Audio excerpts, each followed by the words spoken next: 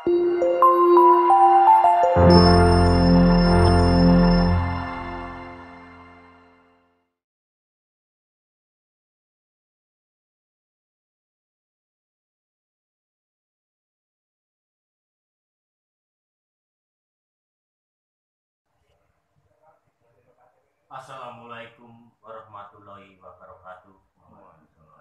Salam sejahtera, Om Swastiastu, Namo Sang Buddhaya. Merdeka! Merdeka! Perkenalkan, nama saya Agus Purwanto, Ketua Dewan Pimpinan Wilayah Partai Kedaulatan Rakyat Daerah Istimewa Yogyakarta. Dalam rangka usaha berkontribusi pada Negara Kesatuan Republik Indonesia, kami dari Daerah Istimewa Yogyakarta siap berkiprah bersama Partai Kedaulatan Rakyat sebagai wujud pergerakan awal.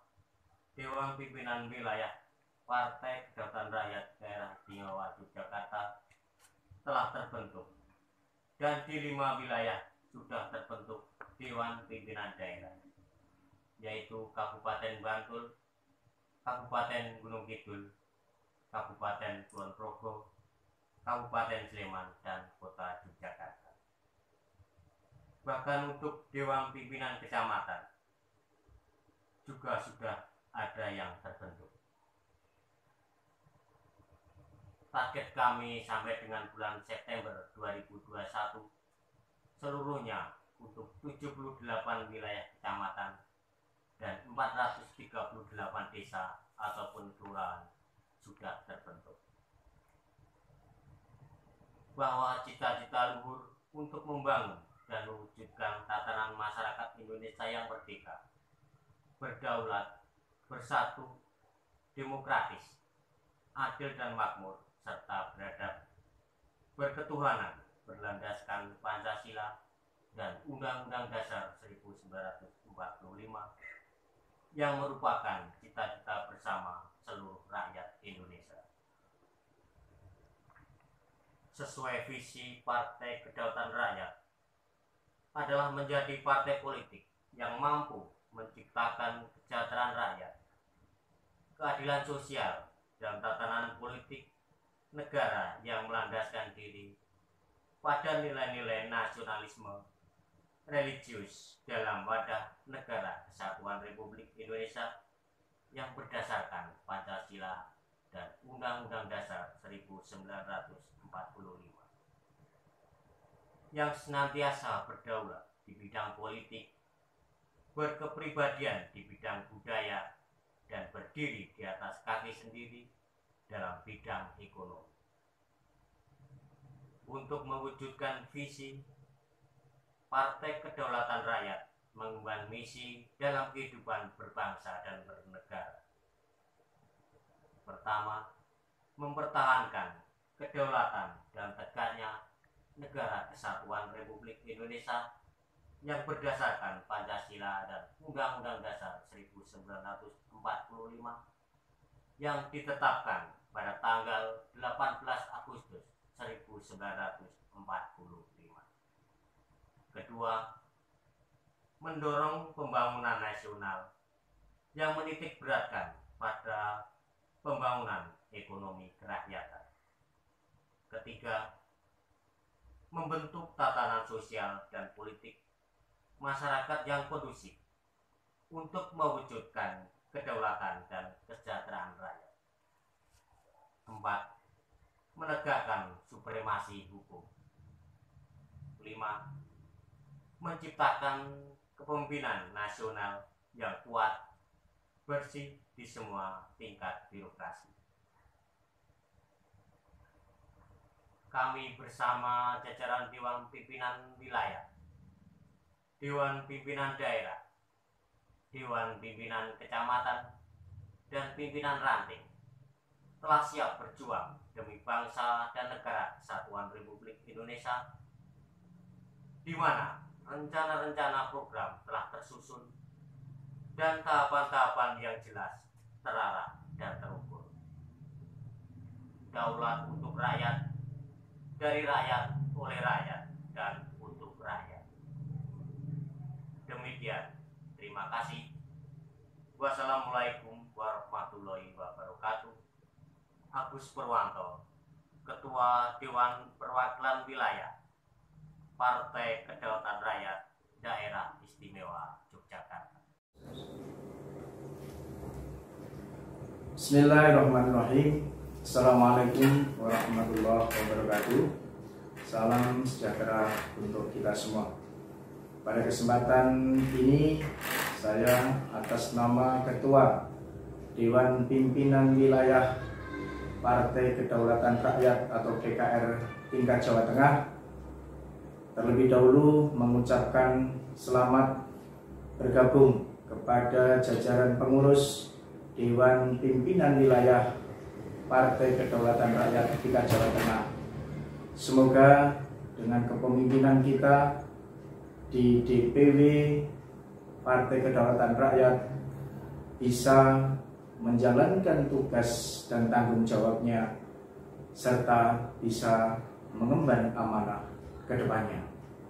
Dan perlu saya sampaikan bahwa kami yang ada di jajaran Dewan Pimpinan Wilayah Partai Kedaulatan Rakyat Provinsi Jawa Tengah saat ini sudah membentuk kepengurusan baik di tingkat Dewan Pimpinan Daerah, di tingkat Dewan Pimpinan Cabang, dan di tingkat Dewan Pimpinan Ranting di seluruh kabupaten dan kota se-Jawa Tengah.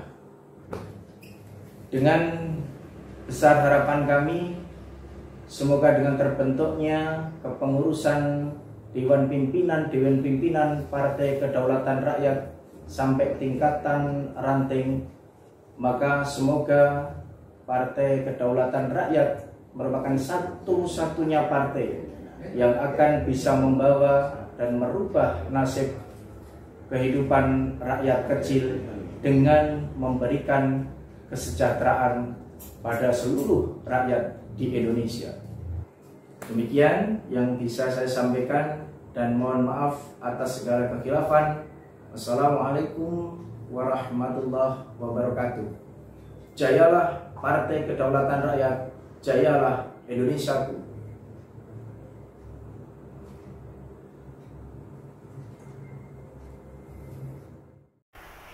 Assalamualaikum warahmatullahi wabarakatuh. Apa kabar pemirsa SNTV Channel? Senang sekali saya Anti Wijaya bisa menjumpai Anda. Dan kali ini adalah perjumpaan kita yang perdana.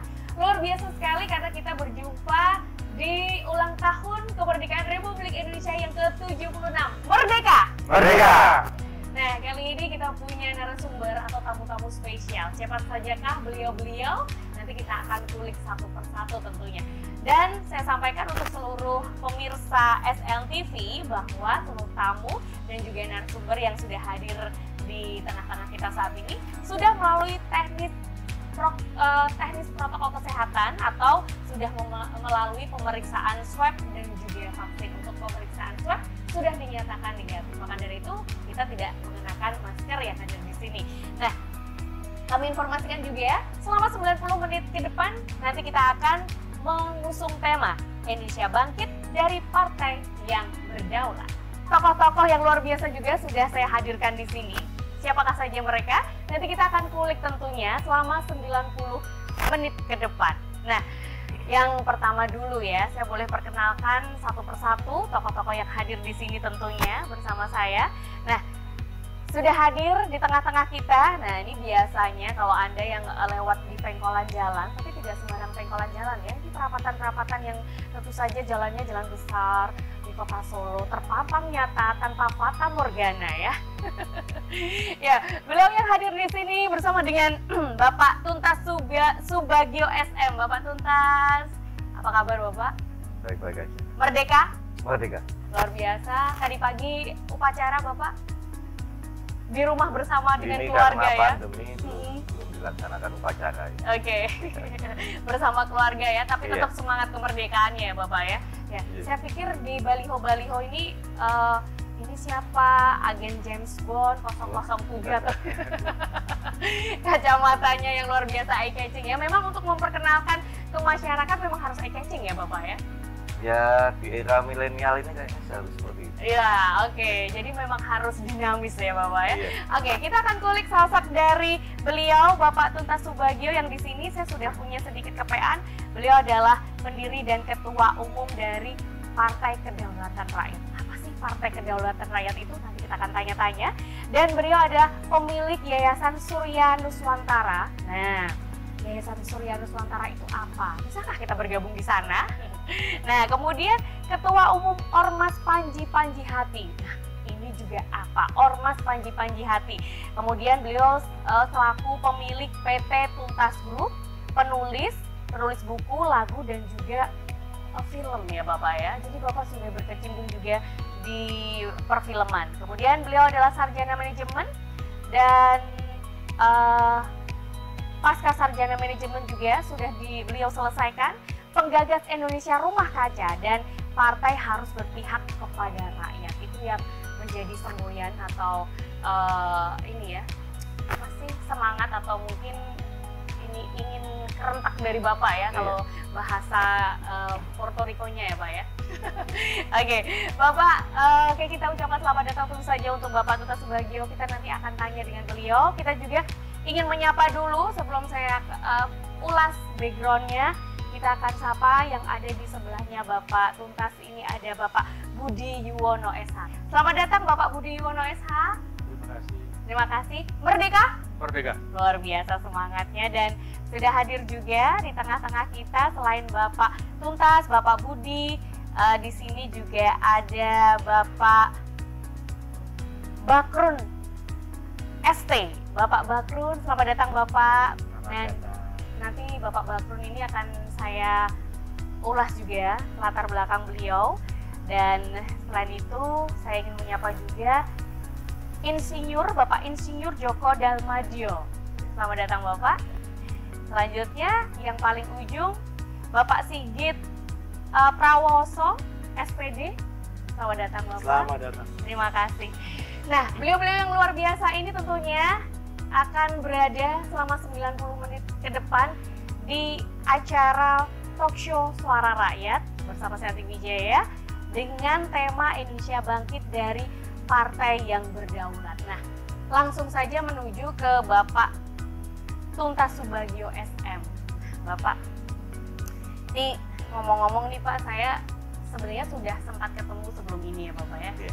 Kita ada beberapa deklarasi-deklarasi yang sebenarnya deklarasi-deklarasi yang sebenarnya sudah Bapak hadirin juga di sana ya Bapak ya. Cuman saya belum begitu mengenal sosok dari panjenengan sendiri. Nah di sini, tapi di sini saya dapat kepean nih Bapak ya, kalau Bapak ini adalah Ketua Umum Ormas Panji Panjihati, kemudian pemilik PT Tuntas Group, kemudian pemilik Yayasan Surya Nuswantara.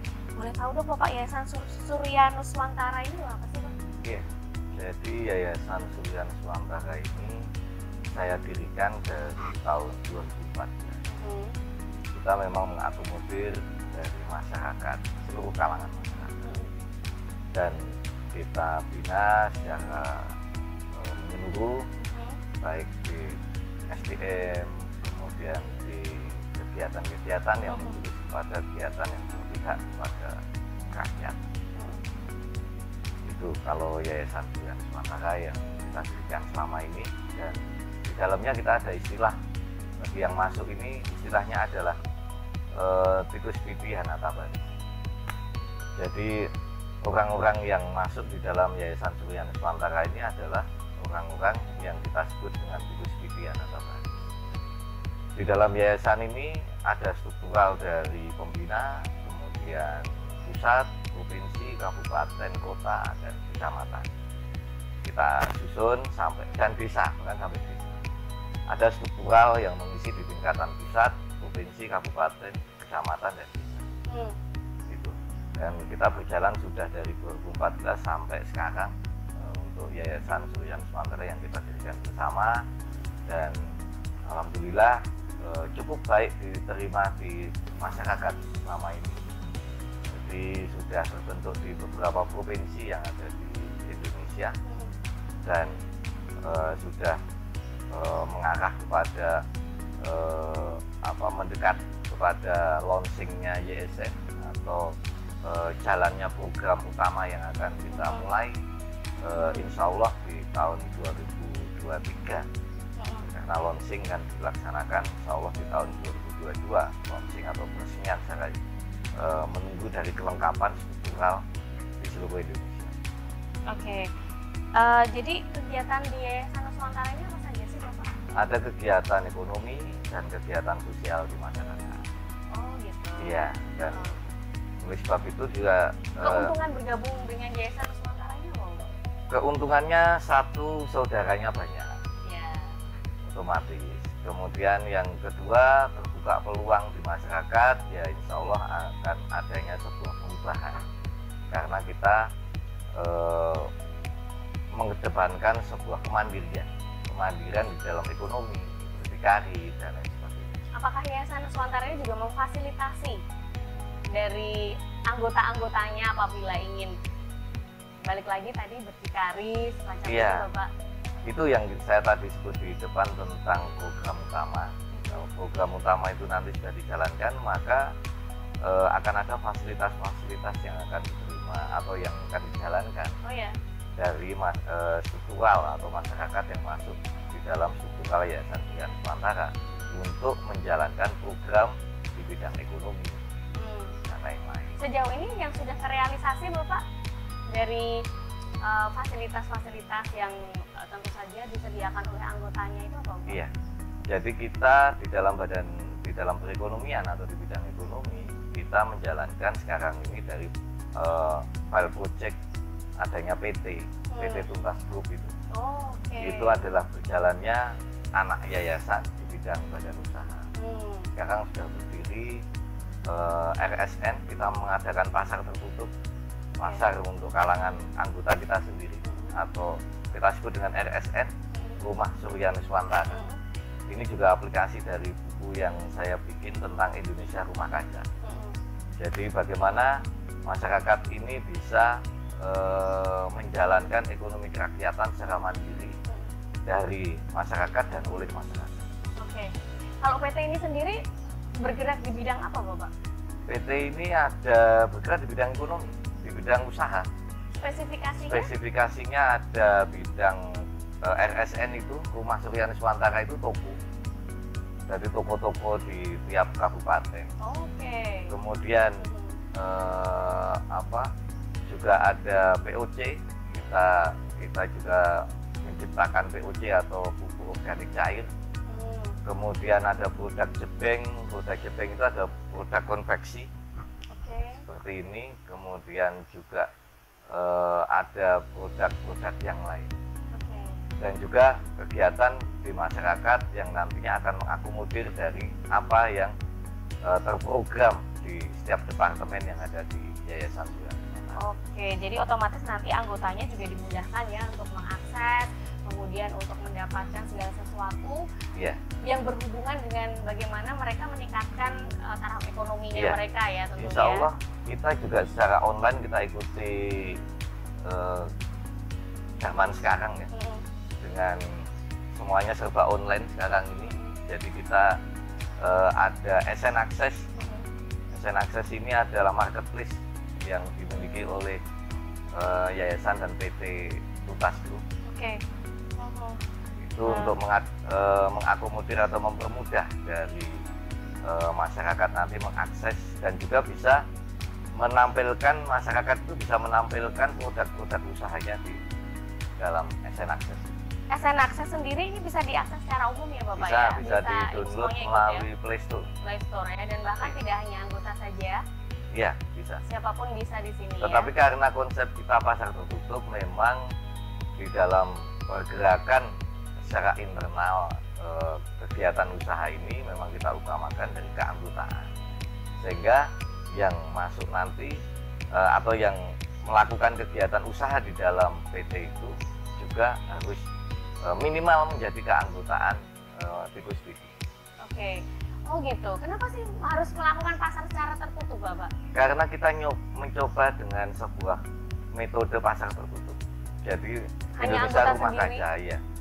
dari, oleh, keanggotaan. dan untuk gitu Iya. ya. Dan ini apalagi di musim pandemi seperti ini, seharusnya ini bukan mau usul ya. Kalau ini pemikiran saya di Indonesia, apalagi mohon maaf ya, penyakit itu kan datangnya dari luar. Betul. Jadi di Indonesia di zaman sekarang yang sedang dilanda musibah pandemi seperti ini, maka agar rakyat Indonesia itu bisa bergerak secara ekonomi, secara bisa mempertahankan hidupnya, kemudian bisa bergerak secara kemandirian ekonominya, maka kayaknya perlu konsep seperti yang dulu dicetuskan di zaman Bung Hatta maupun Bung Karno ya, tentang ekonomi kerakyatan, tentang kemandirian ekonomi. Indonesia sangat memungkinkan untuk bisa berjalan mandiri secara ekonomi. Karena apa? Potensi yang dimiliki oleh Indonesia ini, oleh rakyat Indonesia ini luar biasa.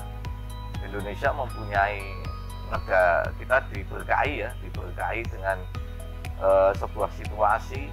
Indonesia adalah sebuah anugerah yang luar biasa karena negara yang paling sempurna. Indonesia sumber daya alamnya luar biasa.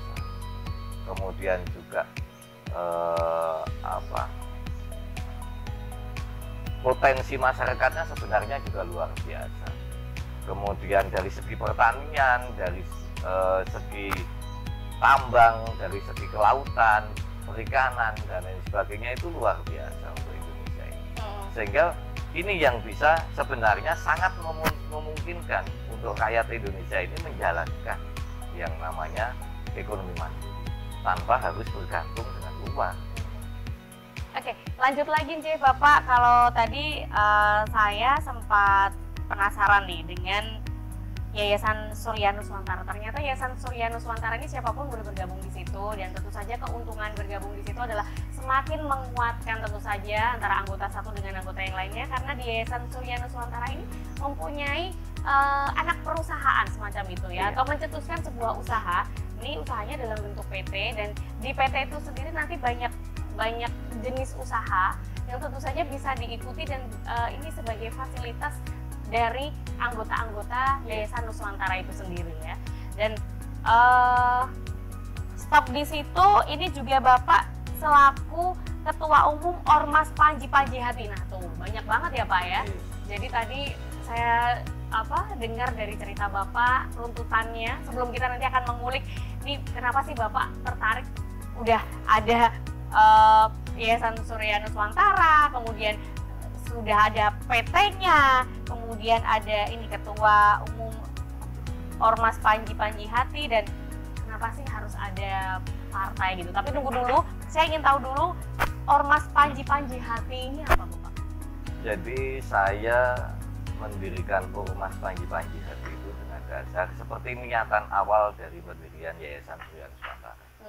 Pertama kali saya mendirikan Yayasan Surya Nuswantara, kemudian setelah itu Ormas Panji Hati, lalu setelah itu adanya PT Tuntas Subagio Group. Jadi aplikasinya ini adalah saya ingin ada sebuah perubahan di rakyat Indonesia.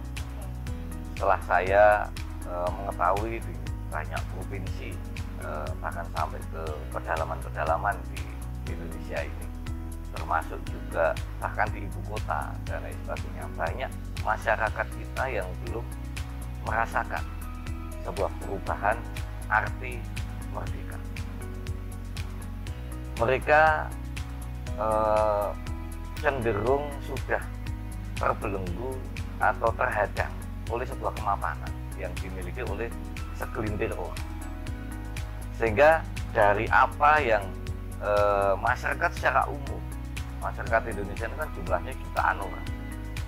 Nah, dari masyarakat yang secara umum inilah yang saya nilai Indonesia ini selama 76 tahun ya, kalau sampai ke Agustus ini ya, sudah 76 tahun.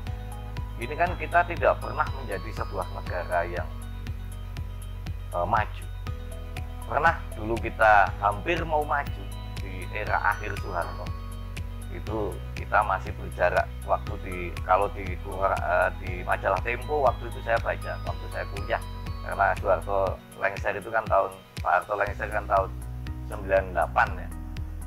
Itu kan di majalah Tempo itu jarak antara Indonesia dengan Amerika jarak 10 tahun. Kemudian setelah reformasi kembali anjlok lagi dengan jaraknya sampai 100 tahun. Sekarang pun mungkin sudah mencapai level sampai berapa ratus tahun jarak antara Amerika dan Indonesia secara kemajuan atau secara strata dari kemajuan sebuah bangsa atau pergerakan sebuah bangsa. Nah, berarti masyarakat di Indonesia ini kan saya melihatnya kan cenderung menengah ke bawah. Dan kalau dilihat dari potensi itu luar biasa. Potensi mereka itu sangat luar biasa. Masyarakat dari desa, dari setengah desa atau setengah kota sampai di masyarakat kota sendiri, itu potensi mereka untuk membangun bangsa itu luar biasa. Dan saya melihat satu potensi yang sangat luar biasa yang sangat dimiliki oleh masyarakat Indonesia ini adalah adab. Saya cuma berandai-andai kalau Indonesia ini kembali adabnya seperti dahulu. Adab yang kita miliki ya, itu kan bagi saya adalah sebuah anugerah ya. Kemudian dari adab ini akan membuat sebuah hal atau sebuah kebiasaan ya yang membuat masyarakat Indonesia ini akan menjadi negeri yang benar-benar berdaulat. Kenapa kok bisa seperti itu? Apa hubungannya adab dengan kembalinya rakyat Indonesia berdaulat dan apa hubungannya dengan kemajuan bangsa? Karena kelemahan atau sisi negatif dari Indonesia selama 76 tahun ini adalah SDM. Maka kalau Pak Jokowi waktu kampanye presiden pertama dengan jargon yang dilontarkan adalah revolusi mental, maka kalau saya sebenarnya revolusi mental sangat luar biasa. Saya sangat setuju. Tetapi perlu ditambahi apalagi di zaman sekarang itu adalah revolusi moral. Karena moral inilah yang sudah merusak bangsa ini. betul sekali Bang. Kalau orang sudah duduk di jabatan yang tinggi, maka yang dia pikirkan, mohon maaf ini, bukan saya mau underestimate pejabat dan lain sebagainya. Tetapi kalau orang itu sudah biasanya yang saya lihat selama ini bahwa kalau orang itu sudah berada di tingkatan atas, sudah menjadi seorang pejabat dan lain sebagainya, maka yang dia pikirkan adalah bagaimana mempertahankan kemapanan yang sudah dia miliki. Berpikir tentang rakyat, oke, is oke. Tetapi kalau kita mau jujur, kita mau kalau pejabat-pejabat atau orang yang sudah mempunyai jabatan atau orang yang kelas strata atas di negeri ini, itu kalau mau jujur berapa persen dalam pemikiran tentang rakyat. Nah, inilah yang mendasari saya kenapa kok saya mendirikan Yayasan Surya Nuswantara, kemudian Ormas Panji Panji Hati. Betul. Dengan kegiatan-kegiatan, bahkan saya dulu mencalonkan Bapak Budi Yuwono SH ini untuk menjadi calon DPD RI, walaupun belum diridhoi Gusti Allah, belum diridhoi oleh Allah Subhanahu wa Ta'ala untuk bisa jadi. Tetapi alhamdulillah ternyata rakyat Indonesia ini juga sebenarnya tidak mata duitan di dalam politik. Terbukti dulu juga mendapat suara 800.000 lebih, walaupun belum bisa terpilih.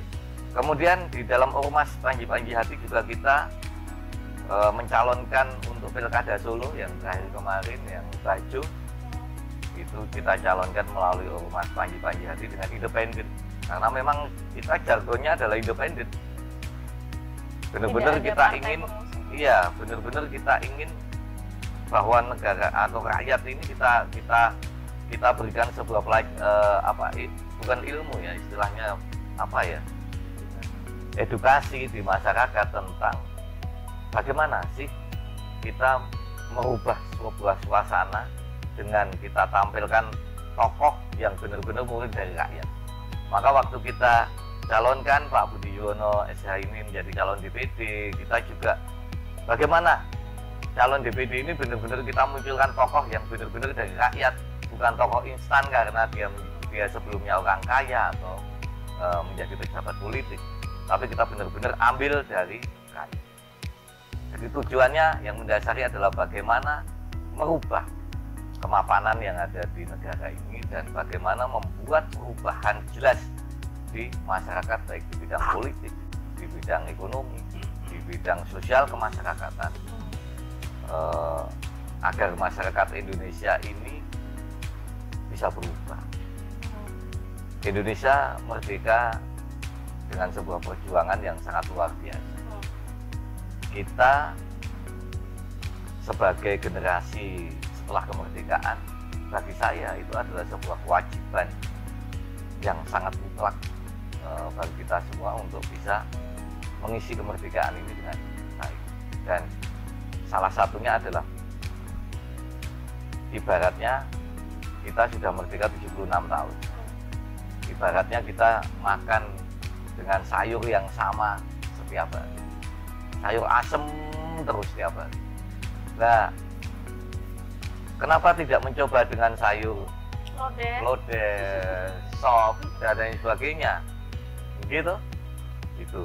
Itu yang mendasari kita selama ini, bagaimana untuk adanya sebuah perubahan di masyarakat.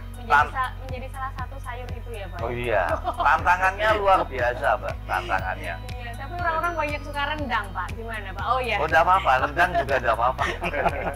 Baiklah, Pak.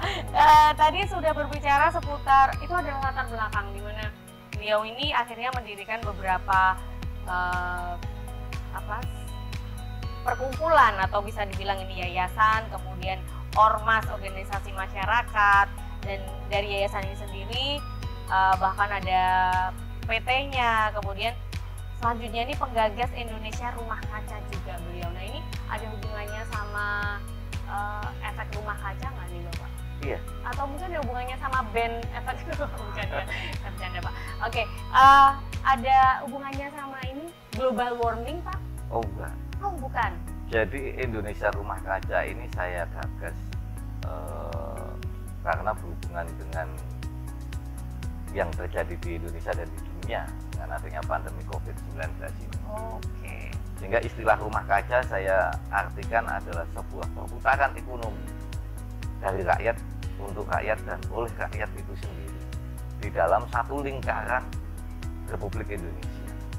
Indonesia benar-benar menjadi sebuah negara yang mandiri. Dan ini yang saya terapkan atau saya mencoba praktekkan di dalam Rumah Surya Nuswantara. Pasar tertutup dari lini yang terkecil. Ya, lini yang terkecil tentang dari keanggotaan. Betul.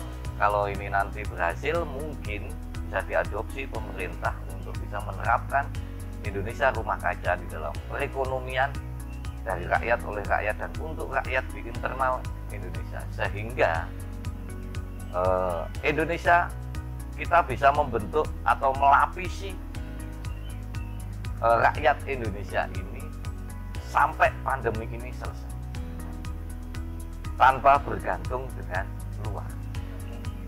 Ya. Sebuah perekonomian yang kita putar sendiri di dalam lingkaran rakyat Indonesia.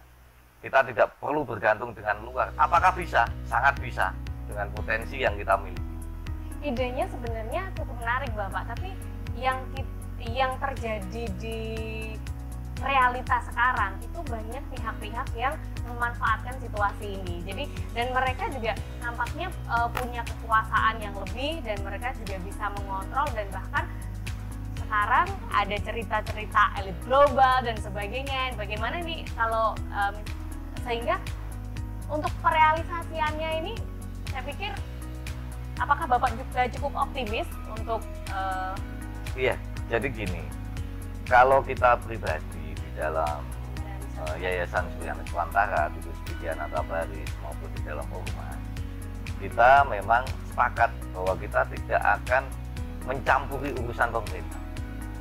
Oh, sementara jadi ini. Iya, dalam artian di sini adalah kita tidak akan menghujat pemerintah, kita tidak akan mengantisipasi pemerintah dan lain sebagainya. Pemerintah, saya yakin kita sudah punya pemimpin-pemimpin yang sangat luar biasa. Bagi saya sebagai warga negara Indonesia dari Soekarno sampai Pak Jokowi ini adalah anugerah bagi bangsa ini.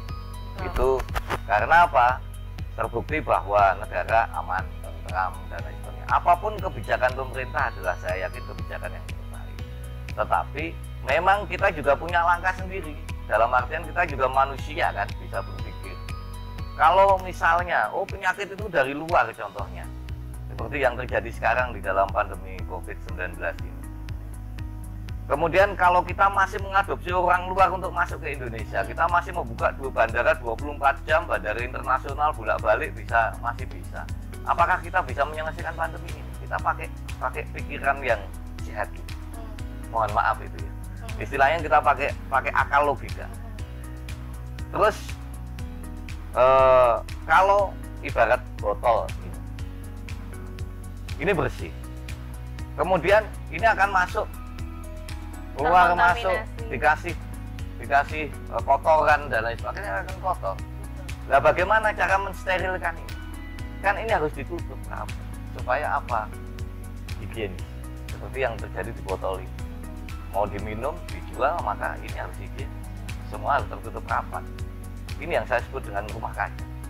Nah, cara bertahan hidupnya bagaimana untuk Indonesia ini? Apakah bisa dengan kondisi global, ekonomi global ya, bahwa kita harus bergantung dengan luar dan lain sebagainya?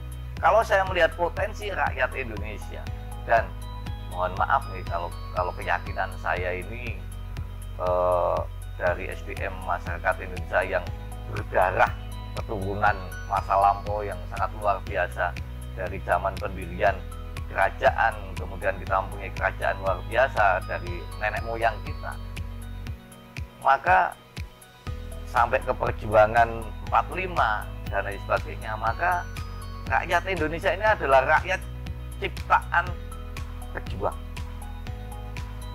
Mereka kulino prihatin, mereka kulino rekoso gitu. Nah, sekarang kan kalau di dalam kondisi yang seperti ini, kondisi pandemi COVID-19 seperti ini, maka bagi saya dan kemudian juga bagi teman-teman saya di Tikus PT ini adalah, ini kan harus steril. Tapi kan kita tidak bisa mempunyai satu kekuatan untuk mengkat negara, jangan sampai orang luar masuk, itu kan dari kebijakan dia sendiri. Maka kita coba praktekkan, kita bentuk yang namanya pasar tertutup. Yang kita aplikasikan dari Indonesia Rumah Kaca itu. Perekonomian di antara kita sendiri dulu Tikus PT. Itu kita terapkan di internal Tikus PT Hanata Baris. Itu seperti itu. Iya. Menarik sekali Pak, memang tapi seperti yang terjadi pada kenyataannya memang pemerintah sudah memberikan kebijakan untuk stop TKA, tapi tenaga kerja asing misalnya seperti itu, tapi yang terjadi di lapangan. Tapi kemarin masih bocor ada masuk. Itu dia, maka dari masuk itu. Siapa? Nah, maka dari itu. Jadi ada pihak-pihak, kalau mungkin ide dari Bapak ini memang bukan mungkin ya, ini memang luar biasa sekali Pak, tuntas ya. Idenya luar biasa dari, oleh, dan untuk kita, dan kita bisa survive sendiri dengan segala macam kekayaan sumber daya alam, sumber daya manusia. Dan Indonesia pasti akan jadi kaya. Iya. Karena Indonesia ini kalau kita melihat dari apa yang dimiliki oleh bangsa Indonesia ya, dari sumber daya alam, tanah yang subur, batang pohon aja ditancap ke hidup kok. Iya. Seperti lagunya Kus-Plus ya. Iya toh. Apa itu? Terus perikanan, kelautan, kita nggak kurang sama sekali. Sangat melimpah. Bahkan sampai dicuri juga nggak ya. Mungkin rakyat Indonesia itu harusnya itu tidak mungkin yang namanya ada sampai kelaparan, sampai ini tidak mungkin. Iya. Bahkan gitu. Kekayaan sumber daya alam, sumber daya alam dan itu sumber daya manusia rakyat Indonesia itu kulino rekoso, kulino prihatin, dan mereka kulino survival. Asal satu, kalau ini boleh saran, mudah-mudahan juga didengar oleh banyak orang ya. Iya. Asal semuanya adalah jujur. Pemerintah jujur, rakyat jujur. Kedua, semuanya adalah amanah. Pemerintah amanah, rakyat amanah. Karena semuanya harus sama-sama. Harus komitmen sama-sama. Baik di pemerintahan maupun di rakyat. Nah, saya ini kan wong cilik. Saya wong cilik, jadi saya bukan tokoh, bukan apa-apa. Jadi saya hanya orang kecil yang mencoba untuk harapan saya kalau diterima baik oleh rakyat Indonesia atau masyarakat secara umum adalah ingin mencoba sebuah perubahan yang lebih baik. Amin. Dan juga bagaimana rakyat Indonesia ini bisa membangun sebuah potensinya sendiri.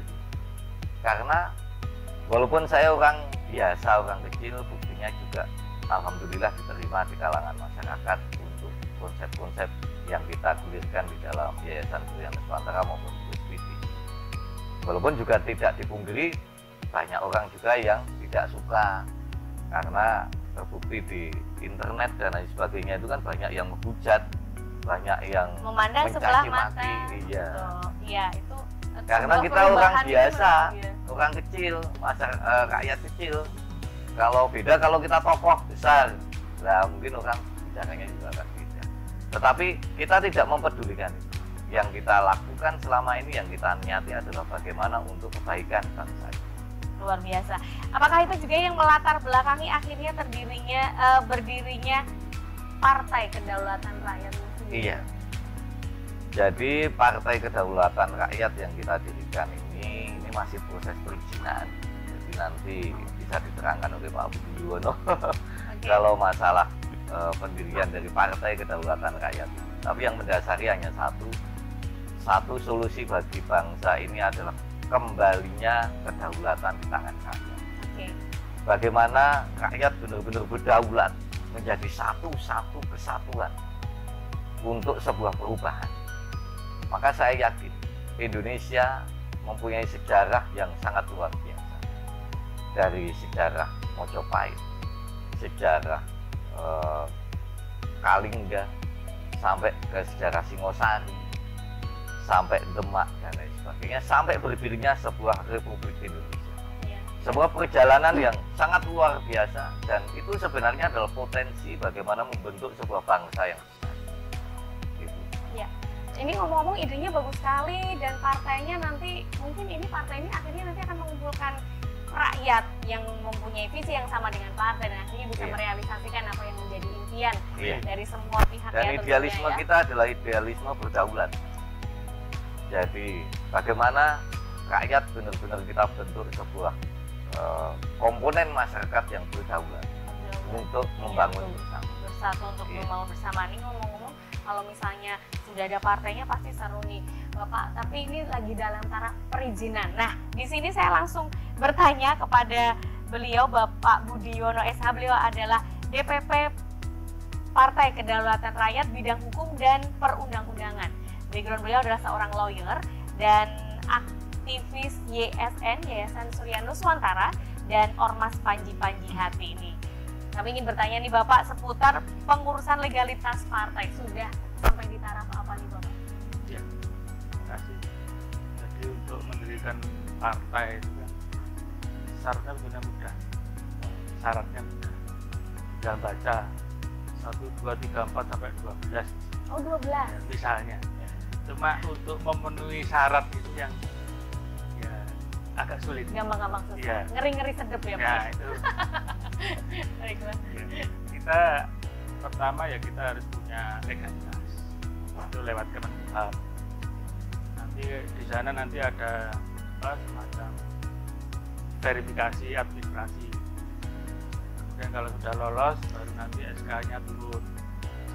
Kalau mau ikut pemilu berarti kan harus daftar ke KPU. Nanti di KPU juga ada verifikasi lagi. Itu kan sebagai partai baru. Nah, itulah kesulitan awal yang harus kita hadapi. Yang pertama untuk kelengkapan administrasi di Kemenkumham itu harus ada akte pendirian. Ini pekerjaannya notaris. Termasuk di akta pendirian itu termasuk anggaran dasar dan anggaran rumah tangga. Dan juga berita acara para pendiri. Minimal 50 orang dan 30% keterwakilan perempuan. Ini yang sudah gampang. Karena tahun 2019 ini kan 60% pemilihnya adalah wanita perempuan ya Pak ya? Memang di syarat undang-undang mau tidak mau mau tidak mau 30% perempuan itu harus ada di kepengurusan sebuah partai. Itu syarat dari undang-undang. Iya, berdasarkan dari itu. Nanti kalau semuanya nanti sudah beres, kita punya SK, bisa daftar di KPU, bisa ikut verifikasi, ya kita kan ada syarat lagi. Minimal PKR itu nanti ada di 60% provinsi. Jadi sekitar 21 kabupaten provinsi yang ada di Indonesia. Sebuah proses yang mungkin ya Panjang. agak berat dan Kira-kira targetnya nanti 2024 sudah selesai Bapak? insya Allah kalau target kita nanti akhir 2022 semua persyaratan bisa Persyaratan yang PR banget tadi Iya. ya Pak ya? Yang termasuk syarat administrasi dan syarat untuk ikut pemilu. Iya. Itu nanti tahun 2023 insya Allah nanti kita bisa ikut verifikasi. Iya. Karena tahun 2024 Februari itu kayaknya sudah ada pilihan. Sasaran kita kan sebagai partai baru kan baru bisa ikut pileg. Kalau pilpres kan belum. Ya nggak tahu nanti kondisi ke depan bagaimana. Tapi sesuai aturan undang-undang itu kita hanya bisa untuk tahap awal ikut di pileg pilihan legislatif. Untuk pilkada kita belum bisa karena itu tadi kita belum pernah ikut pemilu. Nah, nanti hasil 2024 itu bagaimana? Apakah kita bisa mencapai syarat minimal 2,5%? 2029 nanti berjalan normal seperti partai. Misalnya kalau untuk pilgub, bupati, wali kota itu mungkin kalau kita tetap mau ikut ya harus independen dulu. Independen ini masalahnya yang sulit, sangat sulit. Ya. Aturan itu memang sudah dibuka ada, tapi ibarat keran itu tidak dibuka ngucur kayak seperti background air mengalir itu tadi. Rotok disendet-sendet. Tapi hanya menetes. Makanya seperti pengalaman kemarin 2020 kita mencoba ikut pilgub bupati Jateng, DIY, Jateng, sekitar 15 kabupaten kota yang kita ikuti. Dan ya itu tadi karena sulitnya persyaratan, ya alhamdulillah yang bisa maju hanya satu-satunya Solo yang bisa sampai final. Lainnya di babak penyisihan sudah rontok. Karena apa? Memenuhi syaratnya itu yang sulit. Oke, luar biasa Bapak. Jadi nanti targetnya tahun 2002 akhir ya? 2022. 2022, Iya, mohon maaf, kita- 2022 akhir ya? Kita targetkan semuanya sudah bisa selesai. Sudah bisa selesai. Kalau udah selesai di tahun 2022, apakah untuk yang pasti ingin dong menjaring atau menarik perhatian dari masyarakat untuk bergabung bersama partai itu Ya. sudah dimulai sejak kapan nih? Siapa nih? Saya harus bertanya kepada Bapak siapa? Ya, sudah mulai hari-hari kemarin Pak.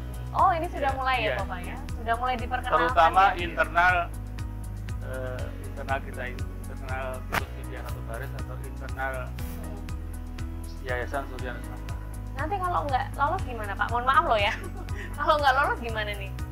Nah. Dari kacamata orang awam kan, ya itu susah amat ya, ini runtutannya, tahap-tahap yang harus dilalui gitu. Ya kalau lolos, kalau nggak lolos gimana tuh Pak? Berarti Ya. kan banyak dana yang dihabiskan juga. Ya bismillah kita optimis. Optimis, berapa persen Pak optimis? Ya harus 100%. 100% optimis. Walaupun itu sulit, apapun rintangannya ya harus kita hadapi. Termasuk juga itu tadi yang disampaikan Mas Tuntas bahwa kita tuh mengambil tokoh tapi bukan tokoh yang sudah bernama, Gitu. tokoh yang ada di internal kita yang terutama. Jadi ya nun sewu, tokoh yang sebetulnya belum pernah didengar oleh masyarakat. Kita ambil, kita pilih yang terbaik. Kalau selama ini yang bisa mencalonkan diri kan hanya satu, pengusaha, orang kaya atau pejabat. Nah ini yang mau kita balik. Jadi tidak hanya pejabat, orang kaya dan pengusaha yang bisa tampil di pemilu, tapi ya masyarakat bawah yang punya potensi tapi tidak pernah terendus karena tidak punya modal. Itulah yang nanti kita bedanya. Jadi kita sudah sepakati bahwa kita pakai politik uang. Tidak ada mahar politik, tidak politik uang. Jadi cari dukungan tidak pakai uang, cari suara tidak pakai uang. Itu yang nanti kita terapkan. Dan mudah-mudahan ya masyarakat kita juga pelan-pelan kita ingin merubah yang selama ini sudah terjadi, terutama setelah reformasi, bahwa uang yang bicara. Iya kan? Sekarang ini yang orang maunya wali kota misalnya harus punya modal sekian. Betul. Ya kan? Orang biasa nggak mungkin. Betul. Nah, itulah yang nanti kita angkat. Oke. Iya. Demikian tadi Bapak Budiono sudah menjelaskan pengurusan legalitas partai ya, dan berkaitan dengan pengurusan legalitas partai nanti apabila sudah legal dan sudah sah berdiri dari Partai Kedaulatan Rakyat itu sendiri, ini kita ingin bertanya juga nih kepada Bapak Sigit Prawoso SPD. Bapak Sigit, nah beliau adalah sebagai Sekjen Partai Kedaulatan Rakyat, background beliau adalah tokoh dari salah satu partai kedua terbesar di masa lalu di Jawa Timur. Mantan. Oh mantan, mohon maaf, mantan. Iya. Pernah menjadi salah satu tokoh partai kedua terbesar di masa lalu di Jawa Timur. Aktivis pergerakan dan ketua Dewan Pembina Rumah Tangga Yayasan Surya Nuswantara, serta pengurus pusat Ormas Panji-Panji Hati, penggiat masyarakat sehat dengan berolahraga. Nah, Bapak Sigit, kami ingin bertanya nih seputar membangun partai yang besar dan diminati masyarakat. Nah, PR-nya luar biasa. Tapi ngomong-ngomong partainya apa sih Bapak? Partai kedua terbesar. Namanya partai apa? Boleh kasih tahu? Itu kan masa lalu ya? Masa lalu boleh cerita dulu.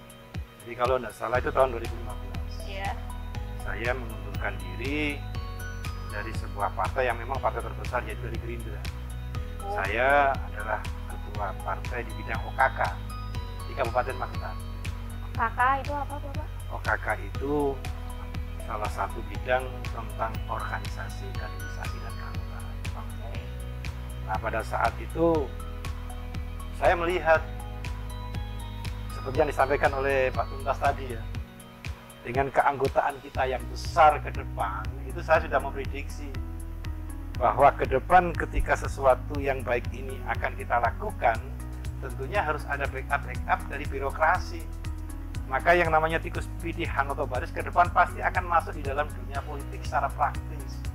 Maka saat itulah itu yang mendasari saya keluar, karena saya tidak ingin berada di dua kaki yang membuat kita menjadi bingung untuk bisa melakukan secara fokus. Itu background saya dulu, Mbak Andika ya. Yeah. Sekarang terkait dengan PKR, Pak Tuntas, Pak Budi tadi menyampaikan, memang partai politik ini kan sudah ada sejak masa dulu ya, sejak masa dulu. Kalau kita melihat sejarah di masa Orba maupun Orba, partai seolah-olah tidak ada fungsi, bahkan sampai istilah deparpol. Jadi partai politik disamakan dengan non partai pada saat itu. Dan sampai sekarang ini pun juga partai politik belum bisa menjalankan tupoksinya secara baik sampai sekarang. Makanya ada istilah-istilah bahwa partai politik itu harus segera dimodernisasi. Maka saya pun juga akan melakukan hal yang sama, bahwa karena PKR ini adalah merupakan gagasan dari beliau Pak Tuntas, saya diberi amanah untuk bisa menjabat atau menjalankan tugas sebagai sekjen. Ke depan saya ingin memodernisasi partai politik.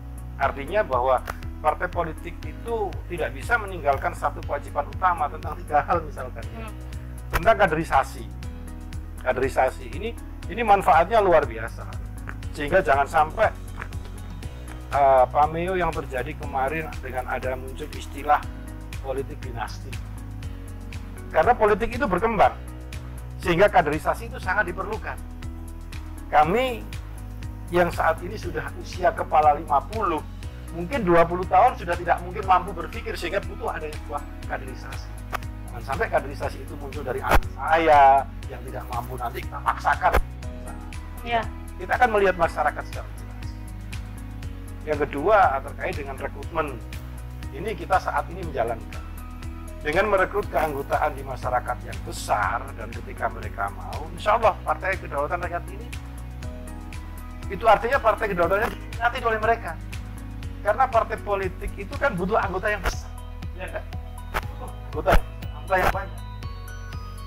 Dan kemudian lanjutkan pendidikan politik yang baik pada anggota dan masyarakat itu sendiri. Sehingga saat ini jangan sampailah kita masyarakat itu takut terhadap hal seperti ini. Saya punya sebuah jargon. Jangan takut bicara tentang politik. Karena berbicara tentang politik itu tidak menyalahi undang-undang. Kan gitu ya. Nah, bagaimana tentang keadaan negeri selalu seperti ini? Peran serta partai politik memang sangat penting. Contoh, Pak Budi menyampaikan PKR kalau misalkan lolos dari verifikasi. Ke depan nanti kan kita hanya bisa mencetak calon-calon legislatif yang akan kita angkat dari masyarakat yang selama ini tidak pernah kita lihat kapasitasnya. Iya enggak? Selama ini coba kita bayangkan, DPR itu dipilih oleh rakyat, tetapi rakyat tidak punya hak kontrol terhadap DPR atau orang yang dipilih. Betul. Iya enggak? Berarti kontrolnya kan oleh partai politik. Nah, ini harus ketika DPR yang ada di dalam atau kader terbaik yang bisa duduk di legislatif ke depan nanti tidak bisa menjalankan fungsinya, partai tidak boleh diam. Kalau DPR nanti tidak berpihak kepada rakyat, berpihak kepada dirinya, atau mungkin kepada penguasa yang mungkin tidak, dalam tanda kutip ya, tidak sejalan dengan apa di dalam garis kepartaian, jadi harus berani partai mengambil sebuah tindakan. Jangan sampai terjadi di dalamnya seperti, maaf, politik dagang sapi nanti. Ya enggak? Nah, kita melihat saat ini aja. Partai yang paling berani melakukan tindakan terhadap anggota dewannya, contoh Hanura.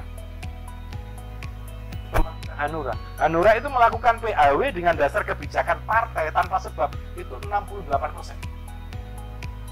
Oh ya? Iya, 68% PAW yang terjadi. PAW itu kan bisa dilakukan terjadi karena 4 hal ya. Mungkin karena dewan kita mencalonkan diri sebagai pilkada, akhirnya harus kita ganti. Pergantian antar waktu itu ya. Kemudian mungkin karena dia meninggal dunia, ketiga karena pindah partai, dan keempat karena kebijakan partai. Dan ini paling sedikit terjadi. Padahal kalau kita melihat situasi saat ini saja, PPKM terjadi, PPKM yang saya menilai tidak pro terhadap ekonomi kerakyatan. Tetapi wakil-wakil kita di sana tidak ada yang berani mencuat gitu. Ya. Partai politik harus berani melecut. Karena satu-satunya lembaga yang bisa melakukan controlling tentang dewan itu partai politik. Kepala daerah tidak bisa, apalagi rakyat yang memilih mereka dulu. Nah, iya enggak? Jadi partai politik ini berperan sebetulnya di dalam perjalanan pemerintahan yang terjadi, apakah itu nanti akan berdampak kepada kita di masyarakat atau tidak. Nah, ke depan ini Mbak Antik yang ingin saya lakukan, bahwa kalau yang disampaikan ke Pak Budi tadi oleh Mas Sutasmi juga, kita selama ini melihat bahwa orang-orang tertentulah yang bisa duduk di dalam sebuah tata kelola pemerintahan. Padahal demokrasi adalah sebuah upaya bagaimana kita membuka ruang seluas-luasnya kepada masyarakat agar mereka bisa ikut serta tampil di dalam tata kelola pemerintahan, dipilih sebagai pemimpin politik, kan gitu. Nah, ini yang akan kita lakukan.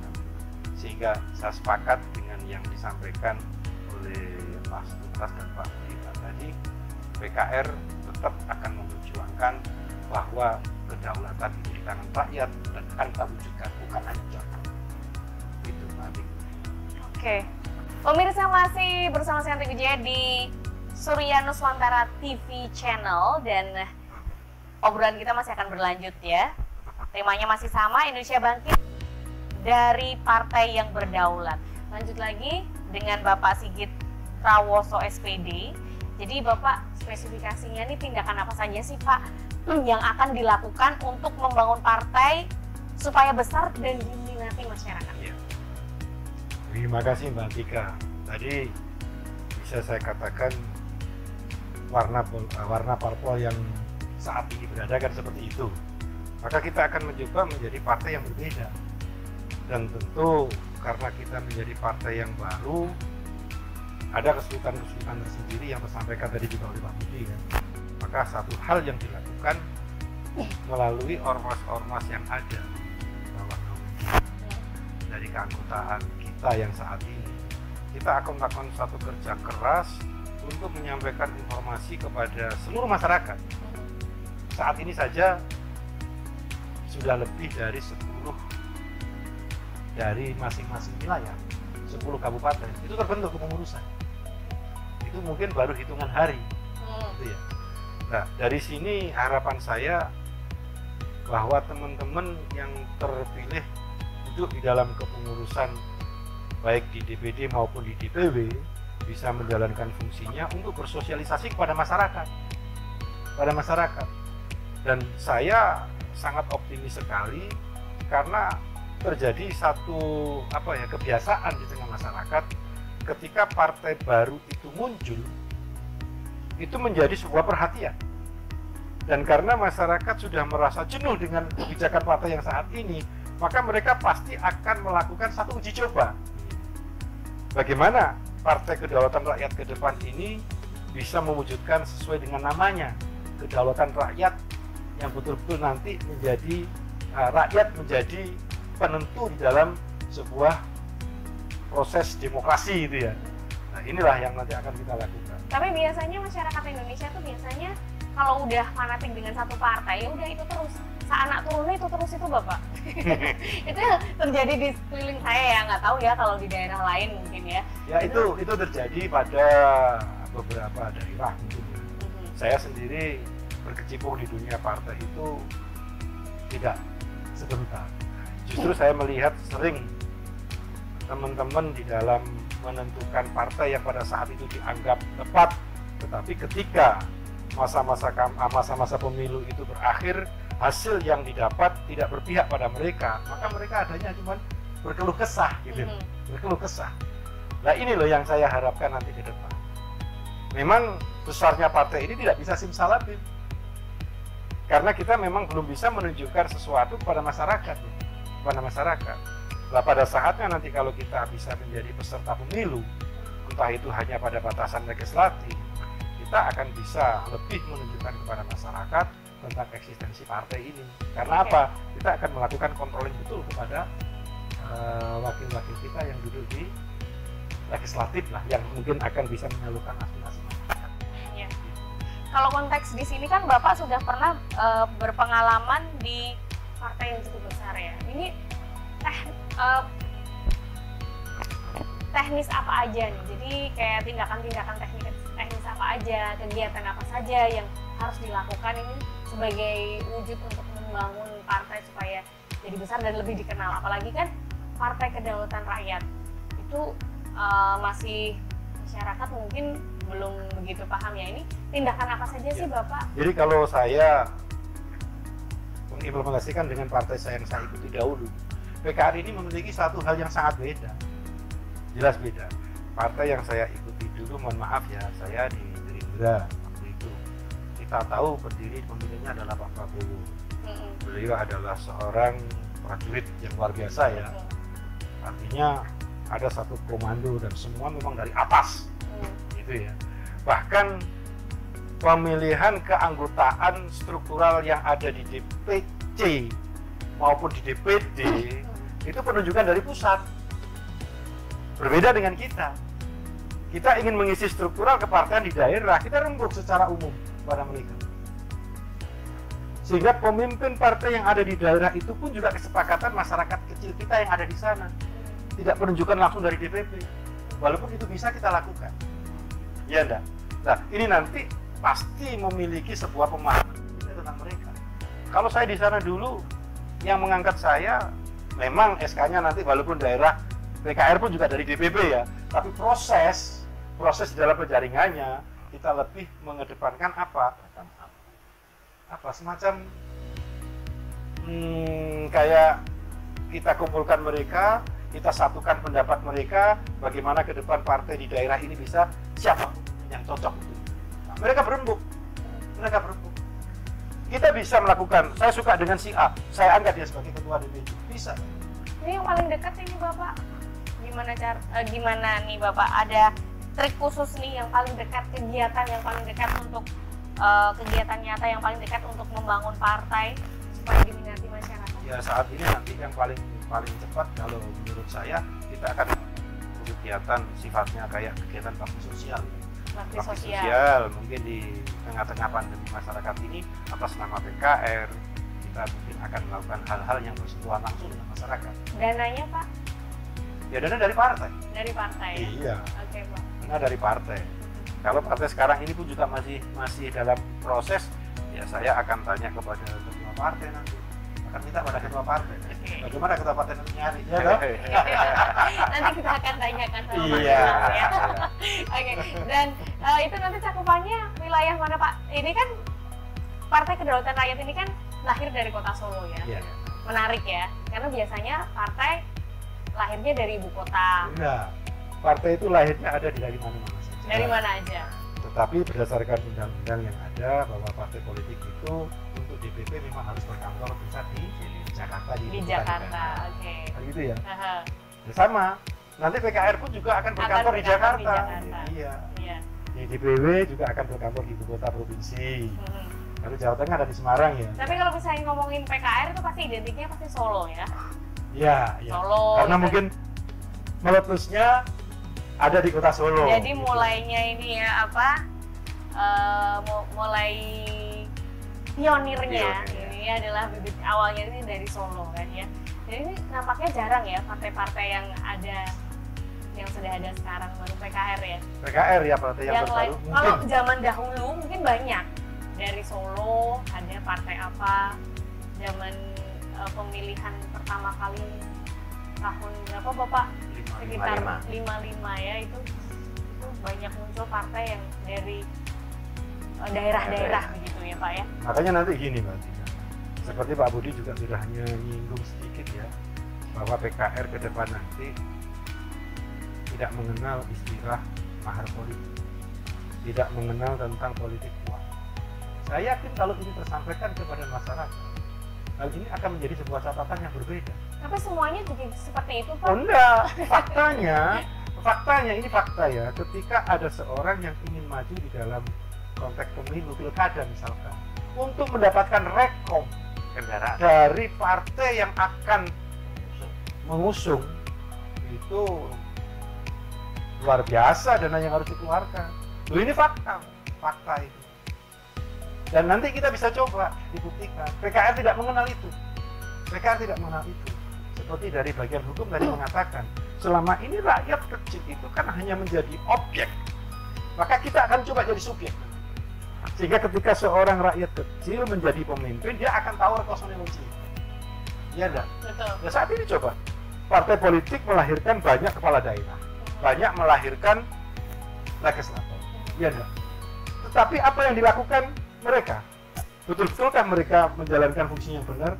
Ya, karakter pendidikan partai yang diberikan kepada mereka dulunya seperti itu, ya ini jadinya. Iya. PKR beda nanti. Kita akan berikan pendidikan politik kepada mereka yang benar. Oke. Gitu. Bedanya apa PKR ini? Saya lupa ya di awal tadi saya belum menanyakan visi dan misinya. Mungkin balik lagi kepada Pak Tuntas, visi dan misi sendiri dari Partai Kedaulatan Rakyat ini, Iya. Bapak. Sebelum saya ulas lebih dalam lagi. ya. Jadi visi dan misi dari Partai Kedaulatan Rakyat ini kan menjadikan rakyat kembali ke kedaulatannya. Kedaulatan kembali ke tangan rakyat di dalam misi untuk menciptakan negara yang kemakmurah loginawi, totalitas tentrum kertomarki. Kalau bahasanya Jawa kan seperti itu, atau menciptakan sebuah tatanan hidup bermasyarakat yang madani, yang benar-benar tertata dari segi ekonomi, sosial, politik, ekonomi, budaya dan lain sebagainya, dan juga tertata di dalam tatanan segi politik dan hukumnya. Jadi masyarakat benar-benar bisa memegang peranan penting untuk pembangunan bangsa, bukan hanya menjadi sebuah objek yang selama ini hanya menjadi seperti boneka para elit, atau hanya menjadi sebuah objek dari sebuah kepentingan. Kalau pas pemilu kasih uang, nyoblos, selesai, tanpa melihat siapa yang dipilih, apakah nanti bisa bermanfaat ke depan atau tidak. Mindset yang muncul setiap pemilu pasti seperti itu, dan masyarakat sendiri akhirnya tergiring ke arah itu. Ijole nyambut gawe, Iya. ijole kerja, kaketan 50.000 atau berapa, atau malah mungkin hanya berapa puluh ribu saja, tetapi itu sudah tergadaikan selama 5 tahun. Ini ironi sekali di negara besar seperti Indonesia yang sangat heterogen ya. Oke. Kemudian juga ironi bagi kita yang merupakan negara besar, sehingga sistem demokrasi yang ada di Indonesia ini kan harus berubah. Tidak bisa seperti ini, dan kita berusaha untuk merubah tatanan itu seperti tadi yang disampaikan oleh Pak Budiono, kemudian Pak Sigit dan lain-lain. Jadi bagaimana menciptakan sebuah tatanan yang mungkin berbeda, itu yang menjadi tujuan kita. Kalau coba saya bisa nyela sedikit Pak Atik ya. Iya. Ada pameo yang banyak dikeluarkan oleh para komedian. Apakah ini menyentuh pada mereka enggak? Komediannya gini, pameonya itu beda pilek sama pilkada. Ya enggak? Loh, ini harusnya kan mereka malu ya. Pilek nek jadi lupa, PKB nek lupa jadi. Ini kan sebuah tamparan sebetulnya, iya kan? Apalagi kita masyarakat timur, guyonan-guyonan itu terjadi kenapa? Karena situasi seperti itu terjadi dari dulu sampai sekarang. Tuh, ya. PKR menginginkan perubahan. Iya. Jadi komitmen ya Bapak ya. Iya. Jadi komitmen. Terima kasih Pak Sigit. Nanti kita akan bertanya lagi, tapi setelah ini saya ingin bertanya ke tokoh berikutnya ini, Bapak ini nih, Bapak yang nyambung nih sama Pak Sigit, Bapak Bakrun ST. Bapak Bakrun ini sebagai Ketua Dewan Pakar PKR, ya. Kemudian nama lengkap beliau Bapak Bakrun ST, Banyuwangi, 16 Mei 1972. Pendidikan S1 Ilmu Kelautan Undip, dan beliau aktivitasnya di YSN sebagai, aktivitas di YSN Yayasan Surya Nusantara ini sebagai pembina administrasi, kemudian komunitas plasma inti atau pemberdayaan masyarakat bidang sosial dan ekonomi. Ya, Bapak, ini berkaitan dengan membangun partai besar, kemudian diminati masyarakat, ini kan pasti bersinergi ya, saling bahu-membahu untuk bisa mensosialisasikan. Ini Bapak ini bisa membangun partai di era digital, ini kegiatannya apa aja nih Bapak, nih biar supaya Ada gambarannya. Iya. ada gambarannya. Ya. Berarti kan nanti pengenalannya via digital semacam itu ya, berarti Iya. ini urusannya nanti sama Bapak ya. Nah, itu Betul, digitalnya bisa bisa dijelaskan secara detail, kemudian secanggih apa sih Bapak nanti terobosan apa yang ingin Proposalnya, Bapak? Oke, tinggal terima kasih Mbak Ati. Jadi memang saat ini kan era digitalisasi ya. Semua orang, bahkan sampai anak-anak muda, bahkan hampir semua orang yang namanya HP itu pasti punya ya. Hingga itu sebenarnya menjadi wadah atau sarana kita yang harus kita maksimalkan secara optimal. Mulai dari sosialisasi terkait dengan PKR ini sampai berikutnya perkembangan. Hingga ini pun sebenarnya bisa untuk merubah animo bahwa ada partai dinasti dan sebagainya. Kita rubah dari situ karena dengan paham melalui sering kita sosialisasikan terkait dengan PKR, visi-visi dan programnya lewat media yang ada, ini kan bisa mempengaruhi, membuka wawasan dari masyarakat. Ini yang harus kita lakukan, termasuk dalam rangka mengembangkan yang bisa kita tadi, mengembangkan partai, mendobrak partai, bagaimana kita sasar secara keseluruhan. Kita maksimalkan media sosial yang ada ya, dengan berbagai cara, baik Facebook maupun TikTok yang sekarang itu. Hal itu sebenarnya menjadi sarana yang harus bisa kita manfaatkan sebagai proses pembelajaran pada masyarakat, pembelajaran politik tentunya ya. Ini yang perlu kita lakukan sehingga ke depan, karena partai ini, PKR ini sifatnya inklusif, artinya terbuka, bisa melihat apapun bisa kita tonton nanti dengan media yang kita sediakan. Nah, inilah yang harapan kita menjadi daya tarik tersendiri bagi masyarakat.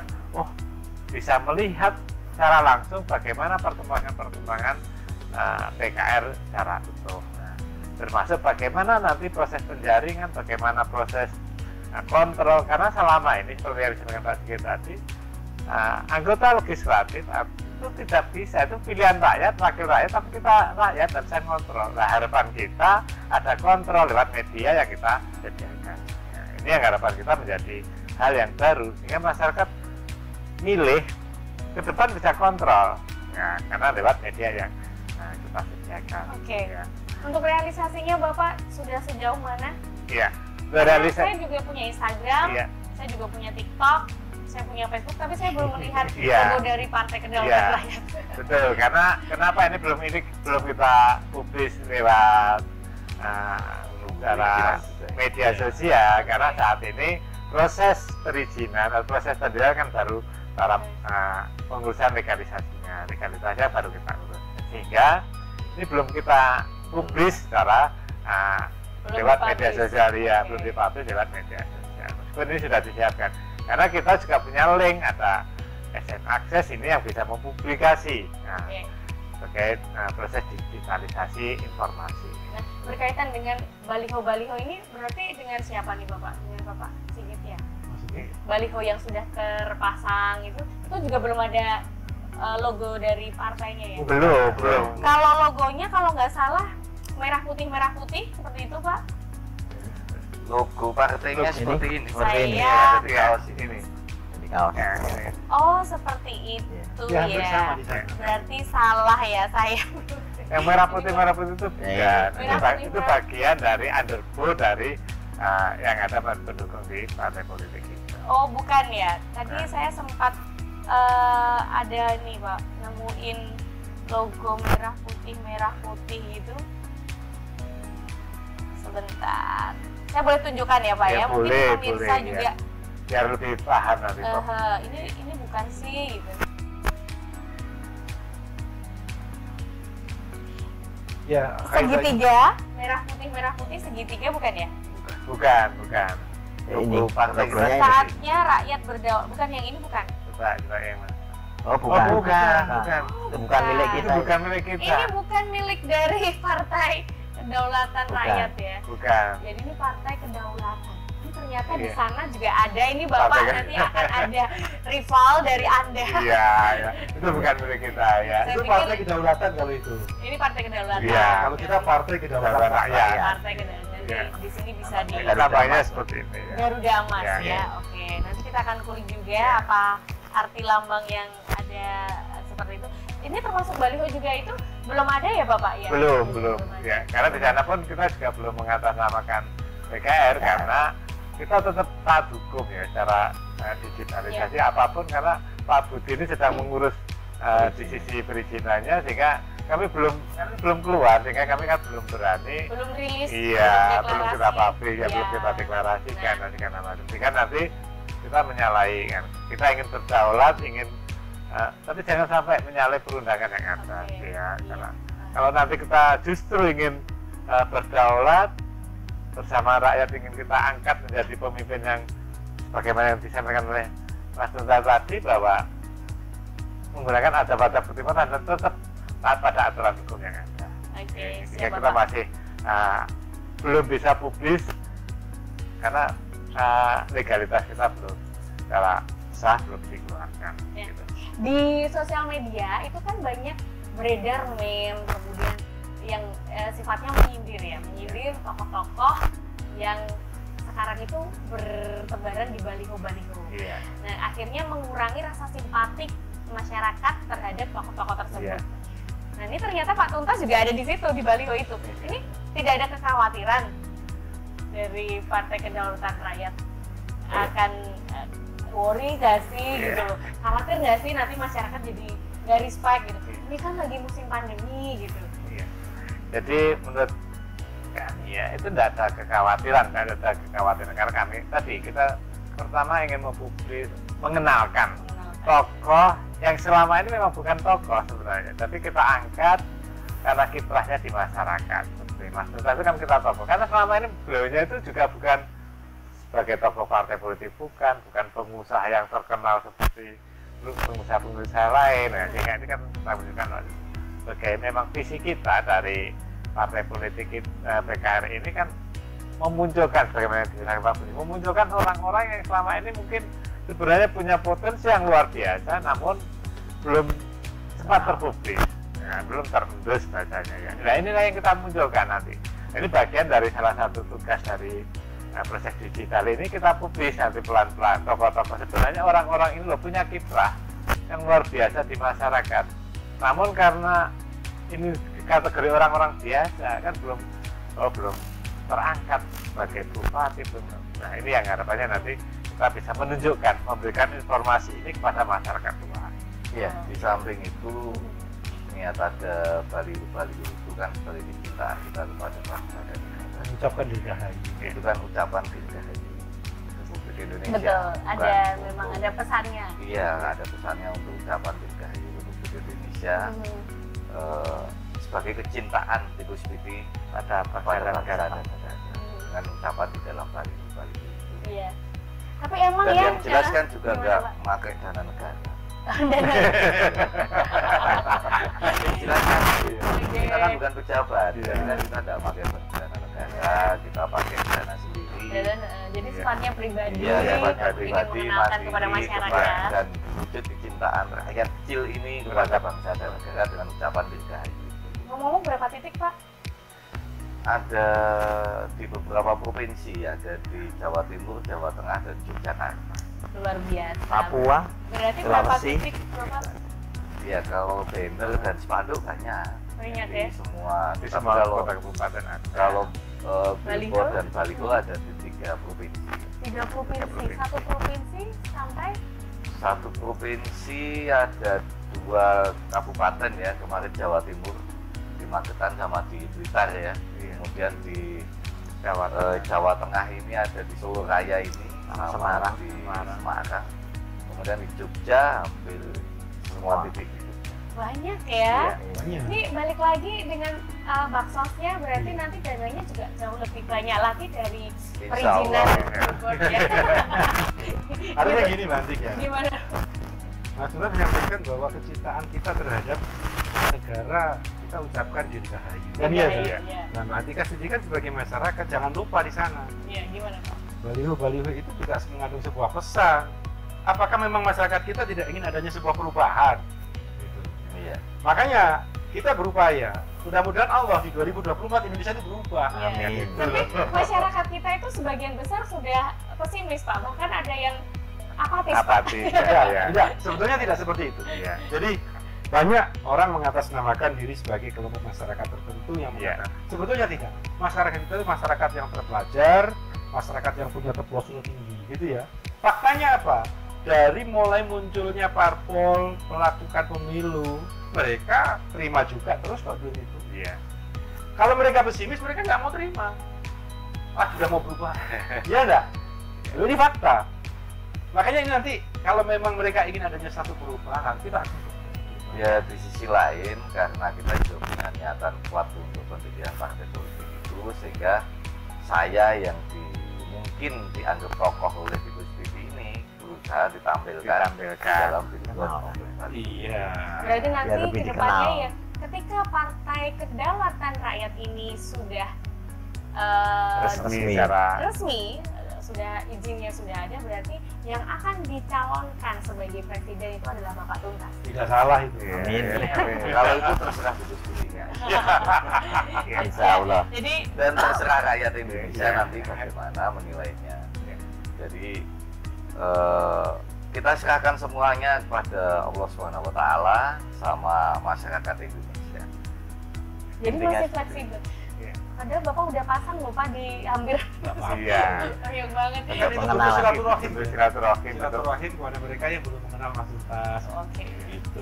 Siap. Dan mungkin salah satu kan, Pak, tadi yang disampaikan masyarakat sudah apatis terkait dengan partai politik. Partai ketika politik mereka. betul. Ini yang perlu menjadi tanggung jawab besar dari sisi proses digitalisasi ini, proses untuk pembelajaran ke masyarakat. Ya. Ini yang harus kita berikan informasi-informasi yang benar terkait dengan proses atau pelaksanaan partai politik. Ya. Ini yang harus kita menjadi tanggung jawab besar dalam proses sosialisasi. Nah, ini yang menjadi PR ya. Ya PR berat. Tapi apapun karena ini kita sudah bertekad untuk memberikan edukasi dan memberikan sifat kita adalah terbuka bagi masyarakat, mungkin akan banyak orang-orang yang sebenarnya punya pengalaman bisa akan ikut berkontribusi dalam rangka membangun partai kedaulatan rakyat ini. Iya, Gitu. karena masyarakat juga masih asing Iya. dengan ilmu politik. Iya. Padahal Dan partai ini unik loh, Mbak. Uniknya Pak? Mungkin pertama kali di Indonesia, sejarah terbaru di Indonesia, karena partai ini tidak ada tokoh nasional. Adanya ya kita sebagai warga negara Indonesia, orang kecil, dan insya Allah partai ini masih bebas, masih bersih, masih higienis Belum dari terkontaminasi sepuni-sepuni, dengan dari banyak hal. orang yang Mencari kepentingan. iya mencari Iya. kepentingan ataupun orang-orang yang selama ini Punya selalu kepentingan ya, selalu menurut saya. bermain di politik untuk Iya. kepentingannya sendiri. Ini partai ini masih bersih karena apa? Isinya ya tokoh dari masyarakat kecil, orang-orang yang kita angkat dari masyarakat kecil, jadi masih higienis, masih bersih. Jadi suci. lembarannya itu masih suci. Dan Kita memang Iya. ingin memunculkan, mencetak seorang pemimpin yang pemimpin sejati untuk masyarakat. Artinya pemimpin yang lugu, yang dia memang mempunyai jiwa yang terisi betul untuk nanti untuk kepentingan masyarakat. Seperti halnya lambang Garuda Mas ini. Ini lambang Garuda Mas ini adalah ada jambul ke atas, yaitu harapannya sebagai Ikospidi, sebagai warga masyarakat kita beriman dan bertakwa pada Tuhan Yang Maha Esa. Tapi kita lambangnya ada kepala Garuda menunduk ke bawah. Ini adalah harapannya kita bisa mencetak seorang pemimpin yang bisa melihat kondisi yang ada di masyarakat dengan sesungguhnya. Nah, karena apa? Karena kita seperti yang disampaikan oleh Pak Tuntas tadi, kita punya cita-cita ingin mewujudkan sebuah kesejahteraan, kemakmuran di masyarakat yang berkeadilan. Artinya adil dalam kemakmuran, makmur dalam keadilan, yaitu mewujudkan tatanan masyarakat yang gemah ripah lodinawi, toto titi tentrem, ketora harjo. Jadi kondisi masyarakat yang madani dan sebagainya. Ini yang selama ini seolah-olah terlupakan gitu. Mereka nyun sewu, mayoritas hanya ambisi sebuah kekuasaan, kedudukan. Tetapi yang disampaikan Pak Sigi tadi ada jok itu tadi, bedanya parpol sama PKB sama pileg. Nah itu tadi. Nah ini akan kita kembalikan bersama PKS bahwa kita betul-betul bisa mengusung pemimpin yang betul-betul bisa memahami dan mengerti dan menjadi hati nurani rakyat. Karena apa? Kita ambil betul-betul dari masyarakat jelata. Masyarakat jelata yang memang selama ini mengerti dan selama ini kita masukkan di dalam komunitas Ikospidi Hanoto Baris. Ini sudah kita dididik oleh pimpinan kita memang dengan konsep mandiri berdikari ini terwujud gitu. Kayak kemarin Pilkada Solo sampai bisa mendapatkan suara berapa? 36.000 gitu. 36.000 itu betul-betul murni suara rakyat, betul-betul murni dari suara rakyat, betul-betul tanpa money politik. Karena apa? Kita dengan mengedepankan kegotong royongan dari semua, kita ajak untuk nyengkuyung, untuk berkorban, untuk berjuang ini semua. Nah ini rohnya seperti itu. Ya. Jadi harapannya untuk oleh rakyat, untuk rakyat dan dari rakyat. Ya. Menyambung ya, sekaligus juga ini Bapak Insinyur Djoko Darmadio. Ini beliau sebagai Ketua Dewan Penasehat PKR.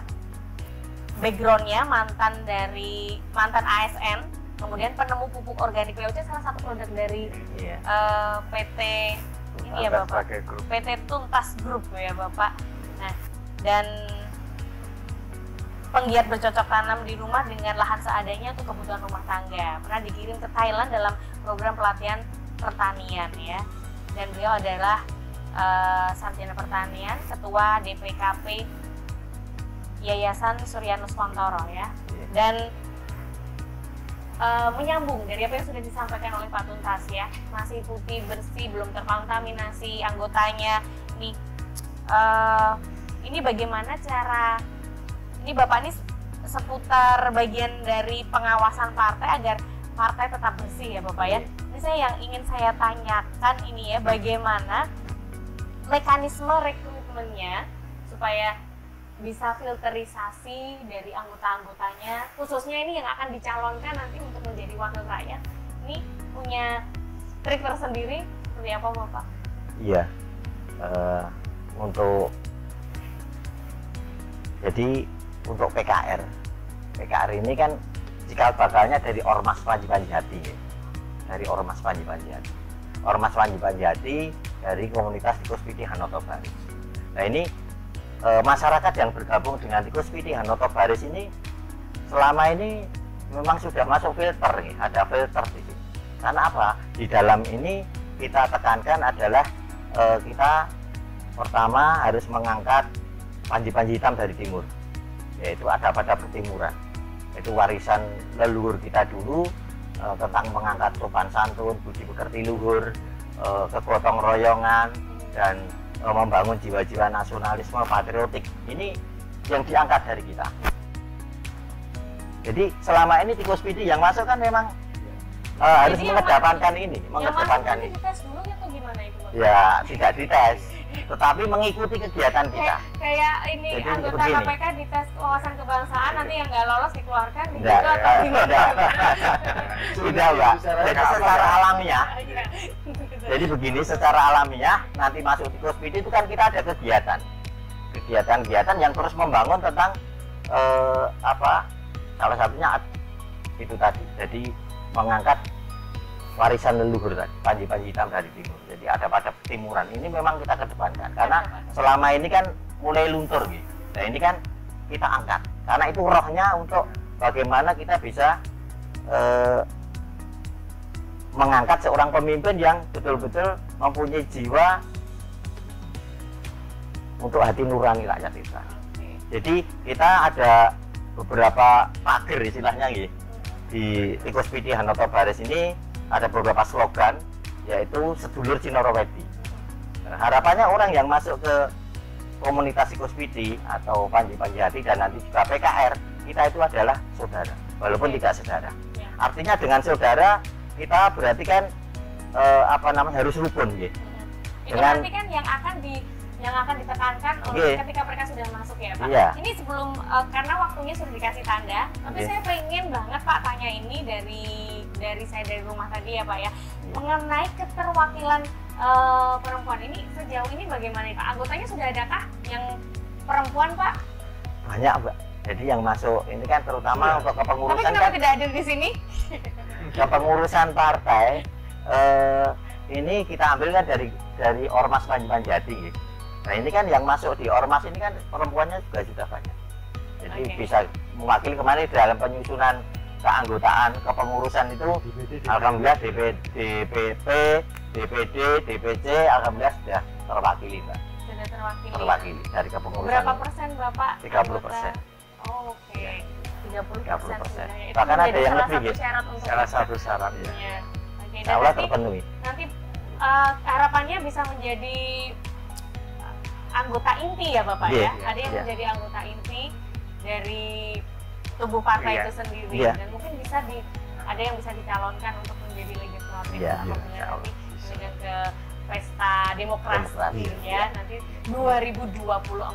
Dan tentunya kita masih di talk show Suara Rakyat dari SNTV Channel dan tanpa terasa kita sudah berada di penghujung acara, namun kita harapkan ada satu closing statement atau bisa disampaikan pesan untuk menutup acara ini, singkat saja.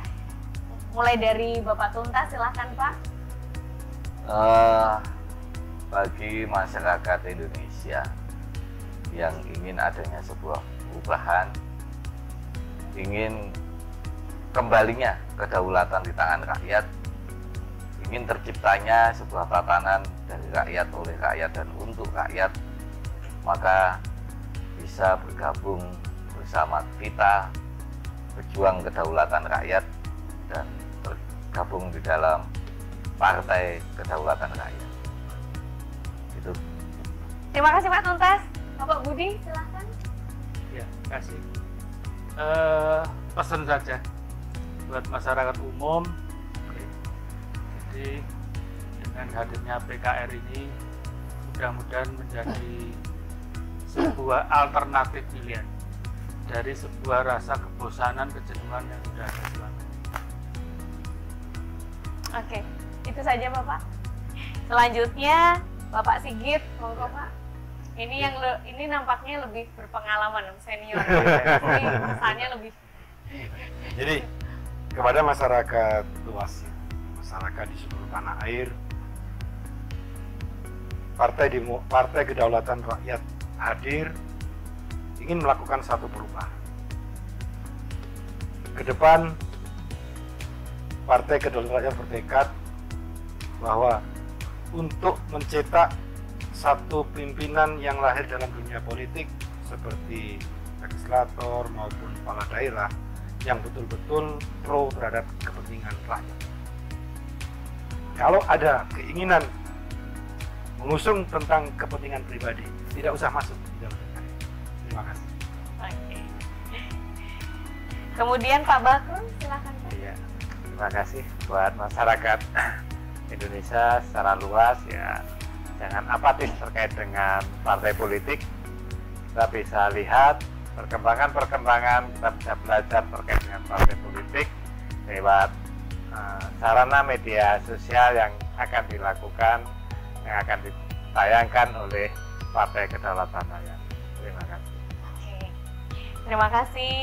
Pak Joko silahkan. Terima kasih Mbak. Kepada masyarakat Indonesia seluruhnya, kami harapkan marilah bergabung dengan PKR, karena insya Allah bersama PKR kita kembalikan budaya-budaya leluhur kita dan juga mengangkat insya Allah pemimpin-pemimpin yang betul-betul di hati rakyat ke depan. Luar biasa. Terima kasih tentu saja untuk seluruh tamu yang sudah hadir, sudah memberikan, semoga menginspirasi ya apa yang sudah kita bagi, sudah memberikan semangat tentu saja. Jadi untuk masyarakat jangan pernah takut untuk belajar tentang politik, karena politik itu tidak selalu kotor, karena politik itu pasti ada hal tentu saja yang tentu bersifat positif. Maka dari itu janganlah segan untuk belajar tentang ilmu politik. Nah, akhirnya 90 menit sudah tanpa terasa kita berjumpa dalam talk show Suara Rakyat, dan tentu saja siaran ini langsung dari SNTV Channel, dan dalam kesempatan kali ini bertepatan dengan HUT Kemerdekaan Republik Indonesia ke-76. Ini mengusung tema Indonesia Bangkit dari Partai yang Berdaulat. Dan akhirnya saya Antik Wijaya mengucapkan terima kasih atas perhatian Anda. Mohon maaf apabila ada salah kata atau mungkin hal yang kurang berkenan di hati Anda.